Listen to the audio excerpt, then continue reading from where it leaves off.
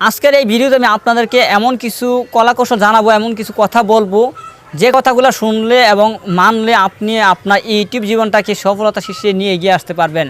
আপনার ভিতরে যে বাধা বিঘ্ন আসে এবং আপনাকে যারা অপছন্দ করে, আপনাকে যারা ঘৃণা করে, তারাই আপনাকে সাপোর্ট দিয়ে আপনাকে উপরে তুলে দিবে। শুধুমাত্র কথাগুলো মনোযোগ দিয়ে পুরো ভিডিওটা দেখার চেষ্টা করুন। ফ্রেন্ডস, মূল ভিডিও দেখানোর আগে আপনার কাছে আমার একটা রিকোয়েস্ট, আপনি যদি আমার এই পরিবারে নতুন এসে থাকেন তাহলে এখনই আমার চ্যানেলটি সাবস্ক্রাইব করে পরিবারের সদস্য হয়ে যান এবং পাশের আসা বেল বাটনটি বাজিয়ে রাখেন পরবর্তীতে আপনি সবার আগে নতুন ভিডিওর নোটিফিকেশন পাওয়ার জন্য। ফ্রেন্ডস, আমি যখন আমার এই ইউটিউব চ্যানেলটি ক্রিয়েট করে নেই তখন থেকে অনেক অডিয়েন্স এবং অনেক দর্শক এবং অনেক আমার বন্ধু ফ্রেন্ডস তারা আমাকে নিয়ে হাসাহাসি করতো, অবহেলা করতো, ইগনোর করতো যে তোর দ্বারা ইউটিউবিং হবে না, তোর দ্বারা এসব কিছু হবে না, ফালতু সময়টা করতেছস, আমাকে এমন কিছু বলতো। আমি নাকি ইউটিউবে আসছি ফালতু সময় দেওয়ার জন্য, কোনো কাজের নয়, অনেক কিছুই বলতো আমাকে।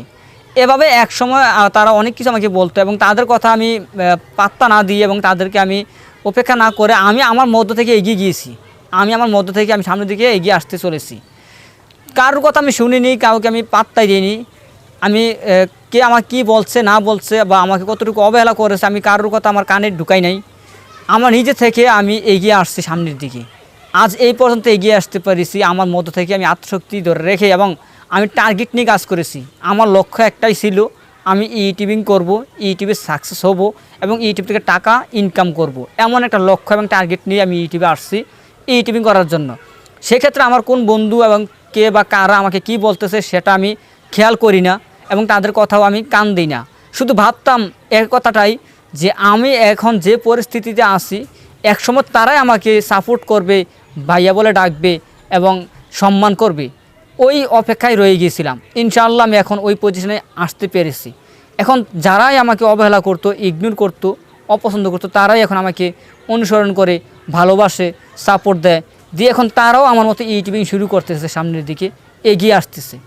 আপনাদেরকে আমি একটা কথাই বলবো, আপনারা কারোর কথা শুনবেন না, কে কি বলছে না বলছে এগুলো কান না দিয়ে আপনি আপনার মধ্য থেকে সামনের দিকে এগিয়ে আসুন এবং আপনি ইউটিউবিং শুরু করে দিন। আপনার যে লক্ষ্য এবং টার্গেট নিয়ে আপনি কাজ করতেছেন সেই টার্গেট ফিল আপ না হওয়া পর্যন্ত, কমপ্লিট না হওয়া পর্যন্ত আপনি হাল ছেড়ে দিবেন না। অবশ্যই আপনার মধ্যে বাধাবিঘ্ন আসবে এবং আপনার মধ্যে সমস্যা হবে। সবগুলো পেরিয়ে, সবগুলো বাধা পিছনে ফালাই দিয়ে হলেও আপনি সামনের দিকে এগিয়ে আসতে হবে। আপনার মধ্য থেকে আপনাকে সাকসেস হতে হবে। আপনার টার্গেট, আপনাকে লক্ষ্য ফিল আপ করতে হবে, তবে আপনি সাকসেস এবং সফল।